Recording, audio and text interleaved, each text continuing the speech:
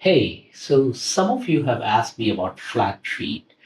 Some of you have told me that you have pain under your foot. Some of you have mentioned knee pain too. The thing is that sometimes flat feet can cause knee pain, hip pain, and that depends on people. The reason I say that is Usain Bolt, for example. He has flat feet, but he's the fastest runner on earth, and he doesn't have any other problems with that. So flat feet, not necessarily a bad thing. It's just that when you start getting pains because of misalignment, that's when we want to take a look at it. So today I'd like to break this video into three parts. So the first part I'd like to talk about flat feet, what issues it could cause especially knees, hips, all of those. The second part, I'd like to talk about exercises for flat feet, especially to strengthen the arch under your foot. And then the third part, just some lifestyle improvements, things that you can do to keep your body aligned in an aligned position so you don't go and make that flat feet even worse or your knee pain even worse. So let's get started. Okay, so the first exercise we're going to do is foot flexion. So what we're going to do is we're going to try to strengthen the muscles that support the arch of your foot by actually trying to build an arch in your foot. So what you're going to do is you're going to keep your heel on the ground, the ball of your foot on the ground. So there's the heel, the ball of your foot, and your toe on the ground flat. You're trying to pull your toe towards your heel so that you can build a good or you can get a good arch in your feet. So we're trying to pull your toe towards your heel. Pull it, hold it for a few seconds, and then get back to the starting position. Again, pull, contract it as much as you can.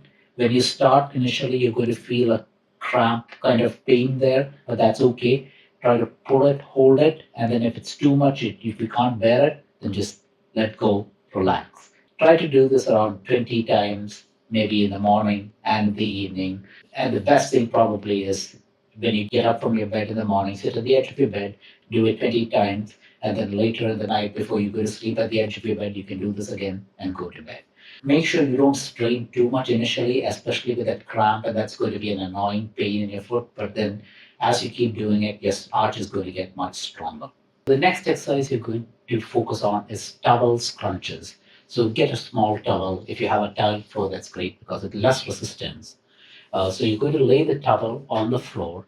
You're going to keep your foot on the towel. So you keep half your foot on the towel, so the ball of your foot and your toes on the towel.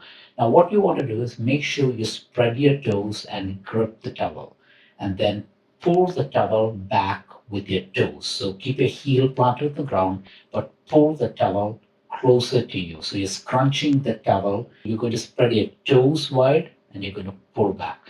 Once you think you've scrunched enough or it's getting harder to pull back, then just spread the towel back normally again. Step on your towel, the half of your foot on the towel, and then scrunch again. So you can do this once a day. What this is doing is this is also helping build the stability in your toes. So the spreading of your toes, planting it on the ground, pulling, you're trying to build strength in your toes that helps with stability using your toes too. So those are two exercises to strengthen the intrinsic muscles in your foot. Now let's go up a little higher and see what's happening at the ankle. So we want to stretch out these muscles on the outside because they're normally tight, and we want to strengthen the muscles inside. The next two exercises will be stretching out the outside and then strengthening the inside. What we're going to do is you're going to go in a four position, like a four, and you're going to point your toe. In this case, I have my right foot forward. You're going to point your right toe down. And then what you're going to do is with your left hand, you're going to grab underneath and think of under and over, and you're going to turn your hand inward. So you're going to lift your foot or you turn your foot inward. You're going to grab like this and twist like this. And what you should be feeling is you should be feeling a good stretch here. If you think, oh, I'm not feeling a good stretch, grab it a little lower and turn it. So you should feel a good stretch here. Now hold this for like 20 to 30 seconds and you can do it like maybe 5 times. So grab, twist, hold for 30 seconds and then let go. So that's one. And then keep doing that like 5 times. So that should give you a good stretch on the outside. So the next one is to strengthen the inside of your leg. So for that, you want to get a band. These are super cheap. You can get them on Amazon. What you're going to do is you're going to loop them over your foot, and you're going to pull the band and hold it to the side. And you're going to use the muscles in your foot to pull your foot inward. So this is more like a inversion of your foot. You want to strengthen these muscles. So when you keep pulling, you should feel these muscles engaging. So you're going to pull it out and hold it, and you're going to pivot on your heel. So what I've done is I'm lifting my foot, keeping my heel planted on the ground, pulling the band to the side, and I'm going to just twist.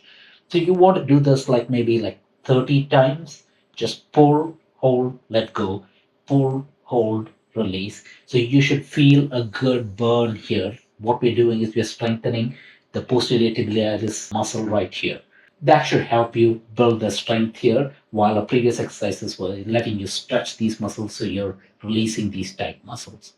The next exercise is standing inversion. You can do this barefoot, you can do it with your shoes on. I prefer barefoot because you can keep your feet on the ground, flat on the ground. So, what we're going to do is you're going to stand with your feet hip width apart, and you're going to roll your ankles outward. So this is what you're going to do. You could roll it outward, hold it for a few seconds, and then come back to the starting position. So this is how it looks like. You're just going to roll, hold for a few seconds, and then back to your normal position. Roll outward, hold for a few seconds, and back to your normal position. So what you're doing is you're rolling your ankles and you're rolling your feet to the outside of your foot, creating that arch in your foot, and also rolling to the outside because you want to get more support on the outside of your feet. This is not a strenuous exercise, so you can do this like 60 to 80 reps a day. That shouldn't be a problem. You can also take a timer, keep it for like 2 to 3 minutes, and keep doing this. Hold for a few seconds, let go, hold for a few seconds, let go, and let the timer run for 3 minutes. So that's another thing that you can do if you don't want to do 60 to 70 and count them. So the next exercise, this is a little more aggressive. It's standing supination. So what we're going to do this, you want to keep your feet in the supination mode. So what I mean by that is you're going to point your toes downward, forward, downward, and you're going to roll your toe inward. This is the supination motion. You're going to roll your toes inward. So think of your pinky or your tiny toe going all the way down and inward. So that's the supination motion. So what you're going to do is you can grab a chair, try to get a little more stable one. This is the only one I had. So you're going to stand, support yourself with on the chair, and all you're going to do is go on your toes, and you're going to roll your heel inward. So as you start doing this, you will notice that this is a little more aggressive than the previous ones. So you're going to just stand and roll your heel inward. Where you ultimately want to get at is you want to lift yourself on one toe, lift the other leg off the ground, and you want to roll it inward. So this is where you want to ultimately get. Initially, it might be hard for you, but just keep trying it. So I know this is a little more aggressive. So 10 to 20 reps is great. If you can do it in the morning, evening, that's great too. But even once a day is good because I know there are quite a few exercises. But all you want to do is lift yourself up, rotate your heel inward. So lift, rotate your heel inward, back down. You don't have to hold it for too long. So do that on both your feet. So that's standing supination. That will help build strength in the inside muscles of your leg. So the last thing to do is talk about some lifestyle changes. If you recall earlier, we talked about how your knee, your foot, your ankle, your hip, everything's connected. And some of you did tell me you have knee pain too. So let's just try something out. Stand with your feet hip width apart and just look down and see if your knees are above your toes. Some of you might notice that your knees are bent in slightly, and that could be because of the flat feet, but your knees are not tracking above the toes. One thing you can do for that is just stand and try to turn your knees outward. So, what you want to do is just grip the floor with your feet. As you can see, we talked about before, spread your feet and grip the floor. So, just grip the floor with your feet. And what you're going to do is just turn your knee outside. You don't want to move your knees around. Keep your knee in that same position, but just think of turning your knees outward. So the motion is moving your knee this way.